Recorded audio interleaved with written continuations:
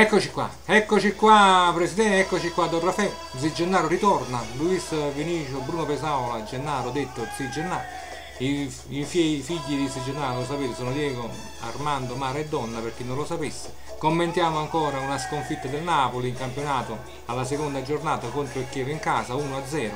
Però che dobbiamo fare? Noi siamo tifosi, dobbiamo essere sempre accanto alla squadra e quindi nella buona e nella cattiva sorte, nella salute e nella malattia, vicini sempre a questo Napoli che ha detto Don Raffaele. Abbiamo fatto un sacco di azioni, 33 tiri in porta, 8-9 azioni da gol, non ci è mancato solo il gol, e certo, la cosa più importante direi io, come hanno detto in molti, molte critiche anche ingiuste. Rafael è questa volta privo di colpe, Higuain ha sbagliato il rigore, che dobbiamo fare?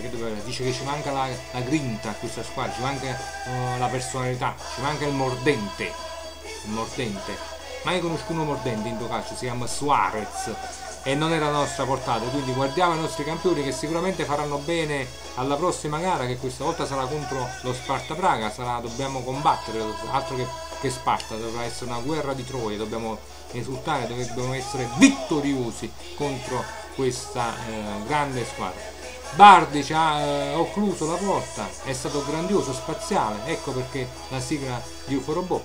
Alibardi spaziali lo possiamo rinominare questo ragazzo, che magari io ci farei anche un pensierino per le prossime stagioni, magari nel Napoli, perché no, anche se diamo fiducia ai nostri, compreso il nostro Rafael. E allora Zicenà torna a commentare il campionato in casa con una sconfitta, la prossima sarà sicuramente una vittoria. Entusiasmo, questo è quello che vogliamo nei tifosi. Ciao Presidente.